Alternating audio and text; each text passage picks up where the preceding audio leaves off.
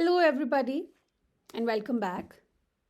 So, we have already established this fact कि paper was very difficult. In fact, मैं बहुत देर से सोच रही हूँ कि difficult should not be even the right word to describe this paper. Uh, Absurd? Well, not entirely, of course, but yes. तो difficult, absurd और unfair इन सबको mix करके कोई term आता है दिमाग में तो that is what the paper was, right? Now, एक सिलेबस इन्होंने हमें दिया हुआ है 10 यूनिट्स में. Of course it has no limits, right. British literature है, इंडियन है, अमेरिकन है, वर्ल्ड है. As if that was not enough कि now they have started putting weird and weirder things each time that we see the paper. As if it was not enough that they had already changed the pattern once in the last exam, that now again January वाले attempt में they're going more crazy about it. Everyone, I mean, as per what you have told me, this is the analysis of the paper as per what you have told me. So I know that all of you are disappointed. So am I. You know, मेरा भी mood पूरा खराब चल रहा है 2 दिनों से. I have not been able to think clearly that, you know, what should be the response to the students who have worked so hard. And not just the students, the teachers also. Everyone works hard, है ना. सब लोग मेहनत करते हैं. जो आपको पढ़ाता है, मैं और आपके जो टीचर्स हैं, हम लोग सब मेहनत करते हैं for the span of 6 months एक बैच के साथ हम लोग पूरा पढ़ाते हैं. वो बच्चे पढ़ते हैं, हम जो उनको कहते हैं वो पढ़ते हैं. But at the end of it, अगर इस तरह से NTA is going to, you know, do, then it is very difficult for everyone to understand what should we do. ऐसा नहीं है कि इसमें नेट क्लियर नहीं होगा, JRF क्लियर नहीं होगा, इसमें भी होगा. Of course the cutoff is going to go down, listening to what the kind of paper was. But that is not the point. Net clear होगा, JRF भी क्लियर होगा, आप में से ही सबका होगा. सबका पेपर ख़राब हुआ है तो ख़राब, जैसे मैंने लास्ट टाइम कहा कि ख़राब में से ही सबका पेपर भी क्लियर होगा. बट द पॉइंट इज़ कि बच्चों को पेपर देने में मज़ा भी आना चाहिए, पढ़ने में मज़ा भी आना चाहिए, पढ़ाने में भी मज़ा आना चाहिए, है ना. अब बात करते हैं कि आपने क्या क्या बताया, कि क्या क्या आया था.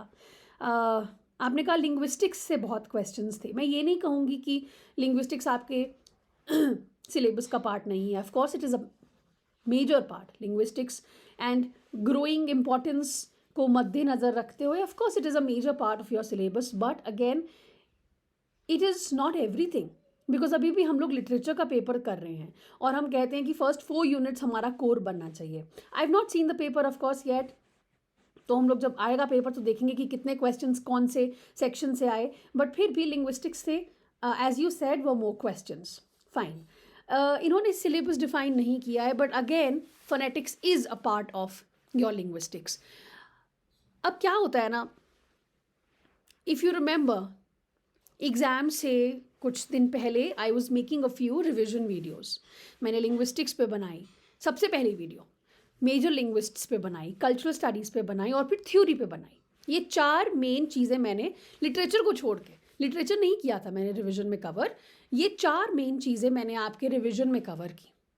और अगर आपने अच्छे से देखी हो लिंग्विस्टिक्स की वीडियो, मैंने वॉइसलेस उसमें मेंशन भी किया है. ये आपका क्वेश्चन आया था एज यू टोल्ड मी. देखो, जब हम लोग लिंग्विस्टिक्स पढ़ते हैं तो कुछ टर्म्स होती हैं जो मेजर टर्म्स होती हैं. हम लोग उसमें मेनली क्या पढ़ते हैं, एक पैटर्न बनाया हुआ है ना, क्योंकि जिस तरह से पैटर्न एग्ज़ाम में आएगा हम उस तरह से पैटर्न बना देते हैं कि हम लोग चॉम्स्की पढ़ लेंगे, डेलहाइम्स पढ़ लेंगे, स्पीच एक्ट थ्योरीज पढ़ लेंगे.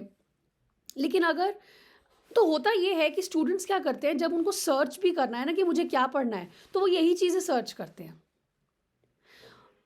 और फोनेटिक्स कोई सर्च भी नहीं करेगा. In fact I don't know 2 years back 3 years back मैंने फोनेटिक्स की क्लास अलग से भी ली थी.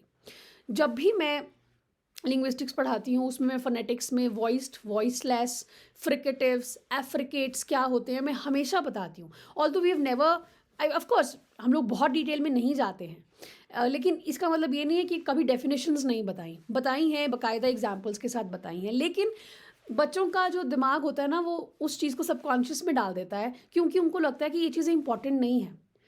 और उस पर व्यूज़ भी नहीं आते ऑनेस्टली स्पीकिंग।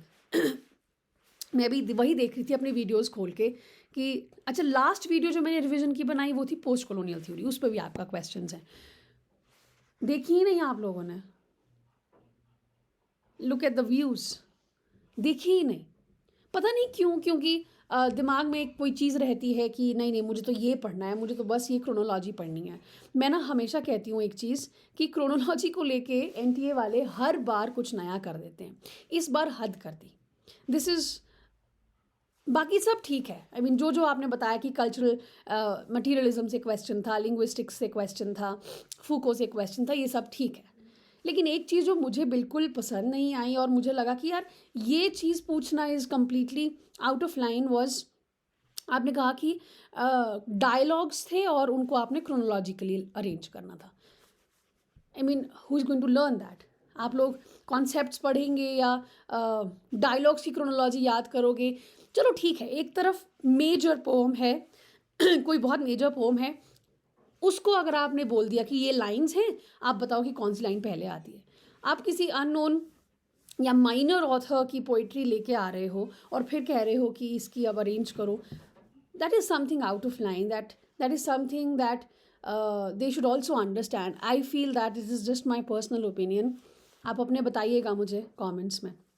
फिर आपने कहा कि कॉनग्रीव, हार्डी, इन सब से क्वेश्चन था, कल्चरल स्टडीज़ से क्वेश्चन था, रेमंड विलियम्स से क्वेश्चन था, ठीक है वो सब ओके है ना, वो आता है एग्ज़ाम में। अब किस तरह के क्वेश्चन थे, of course that is the problem, but otherwise अब देखो यार, ये है कि we can't crib about it for long. Of course we can crib about it for a day, for 2 days, for 5 days, but उससे ज़्यादा आप क्रिप करेंगे, हम लोग आपस में बात करेंगे कि हाँ इसने सही कहा, इसने हम लोगों को कुछ करना चाहिए, हमें प्रोटेस्ट करना चाहिए, इन सब से क्या होता ना, इन सब से कुछ होगा नहीं ऑनेस्टली स्पीकिंग। जो उनको करना है उनको वही करना है, ठीक है। नया सिलेबस आना होगा, फिक्स सिलेबस, मैंने लास्ट टाइम भी ये बात की थी, तो आएगा, जब आना होगा तब आएगा, but for now what is more important is we study. ऐसा नहीं है दैट इट इज़ अनअचीवेबल। अगर पैटर्न चेंज हो रहा है तो हमें अपनी पढ़ाई का तरीका चेंज करना है। Last time assertion reason questions नहीं थे, बिल्कुल कंप्लीटली मिसिंग थे, इस बार फिर से असर्शन रीजन क्वेश्चंस थे, and as you told me कि अजीब से कुछ स्टेटमेंट्स भी थे। और आपने कहा कि कैरेक्टर्स और इंसिडेंट्स पे भी क्वेश्चंस थे, तो क्रोनोलॉजी का हम कभी कुछ प्रोडिक्ट नहीं कर सकते इनके साथ। हम लोग ऑथर्स की क्रोनोलॉजी याद करते हैं, ये वर्क्स की क्रोनोलॉजी देते हैं, हम वर्क्स की क्रोनोलॉजी याद करते हैं, ये पोइट्री की लाइंस की क्रोनोलॉजी देते हैं, हम वो भी याद करेंगे तो ये कुछ और लेके आएंगे, इन्होंने डायलॉग्स की क्रोनोलॉजी डाल दी, तो ठीक है। इसका मतलब ये नहीं है कि हम लोग लिटरेचर नहीं पढ़ेंगे, जो बेस होता है आपका वो आपका लिटरेचर से ही आएगा, क्योंकि ये at the end of the day it is literature based paper. लेकिन इसका मतलब ये नहीं है कि हमें लिंग्विस्टिक्स को साइड लाइन करना है या कल्चरल स्टडीज़ को साइड लाइन करना है, नहीं। हमें ऐसे एरिया ज़रूर ढूंढने हैं जिसको और एक्सप्लोर किया जा सकता है, जो पेपर में अभी तक सरफेस लेवल पे आते हैं, जैसे कि कल्चरल स्टडीज़। अभी तक जहाँ तक हमने पेपर देखे हैं लास्ट टाइम तक, आई डोंट नो इस बार किस तरह के क्वेश्चंस आए हैं कल्चरल स्टडीज़ से। लास्ट टाइम तक कल्चरल स्टडीज़ पे आई वुड स्टिल से अभी तक सरफेस लेवल क्वेश्चंस आए थे। Of course there is more scope in it, तो वहाँ पे हम डेल्व इन कर सकते हैं। थ्योरी उतनी ही है, थ्योरी चेंज नहीं होगी, तो वो अभी भी उतनी ही पढ़नी है, लेकिन हाँ पढ़ने का तरीका चेंज होगा, क्योंकि स्टेटमेंट बेस्ड क्वेश्चंस, लेंदी क्वेश्चंस ज़्यादा आते हैं, तो वो पढ़ने आने चाहिए, उसकी प्रैक्टिस आपको भी होनी चाहिए कि आपका माइंड जो है वो कॉम्प्रीहेंड करे सेंटेंसेस को। कुछ बच्चों का क्या होता है, 4 स्टेटमेंट्स वो पढ़ते हैं, वो समझ ही नहीं पाते उन स्टेटमेंट्स को। इस चीज़ को इम्प्रूव करना है, वो रीडिंग से होगा, इन डेप्थ स्टडी से होगा, ठीक है। सिर्फ बेसिक पढ़ के अभी पेपर नहीं क्लियर होगा, तो बेसिक तो पढ़ना ही है, क्योंकि हमें एक बेस इस्टेब्लिश करना बहुत ज़रूरी होता है, लेकिन बेस कवर करके एडवांस्ड लेवल स्टडी बहुत ज़रूरी है करनी। वो हम लोग हमेशा अपनी क्लासेस में करते ही आए हैं, तब भी कर रहे थे जब पेपर उतना एडवांस्ड, उतना डेप्थ में नहीं आता था, तब भी अगर आप मेरी क्लासेस खोलोगे आपको दिखेगा कि हमेशा होता है। बायोग्राफी हम लोग हमेशा पढ़ते हैं, हम लोग कोशिश करते हैं वर्क्स की जान लें कि वर्क में क्या है, क्रिटिकली क्या है, थीमेटिकली क्या है ना। उसके आगे किस तरह से पढ़ना है वो हम लोग नेक्स्ट अब कोर्स में शुरू करेंगे पढ़ना, ठीक है। तो 20 जनवरी एक टेंटेटिव डेट मैं आपको दे रही हूँ कि हम 20 जनवरी से शुरू करेंगे अपना नया course for your June attempt. तो एनरोल करना है तो आप आइए, registrations are now open and I would also like to tell you that Lit Up with Annie is completing 1 year.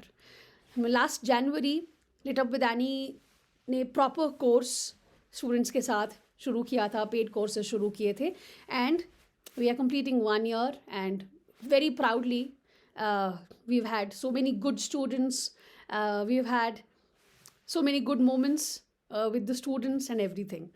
So I would like to congratulate all my students also, all my learners also who've been with me in this journey.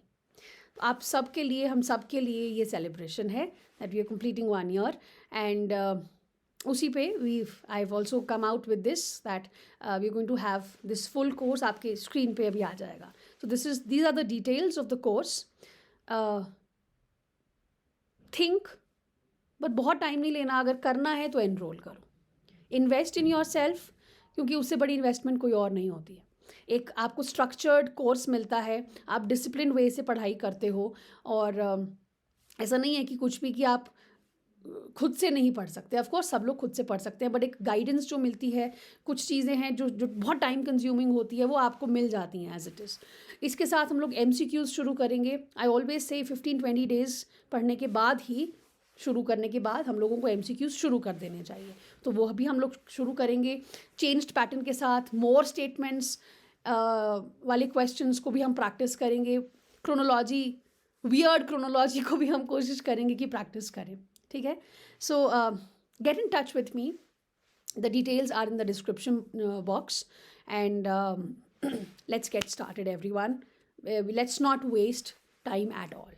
All right, this was how the paper was this time, and we can't expect it to get extremely better the next time. So we have to level up, we have to raise up our reading standards. Not just that, it's not that we have not been doing good, we have been doing very good, but of course we have to change the strategy a bit, right? Thank you. जो भी disappointments हैं उनको अब side में रख दो. I understand आप लोग, हमें खुद से ज़्यादा डिसअपॉइंटमेंट अपने पेरेंट्स की होती है कि मेरे पेरेंट्स क्या बोलेंगे, इतना टाइम हो गया, क्लियर नहीं हो रहा. I am sure they will understand. Of course they will be sad just like you are, but they will all understand. Okay, so talk to them, tell them that I will study more. Okay, see you in the classes and let's begin with a new kind of energy this time. Okay, bye bye.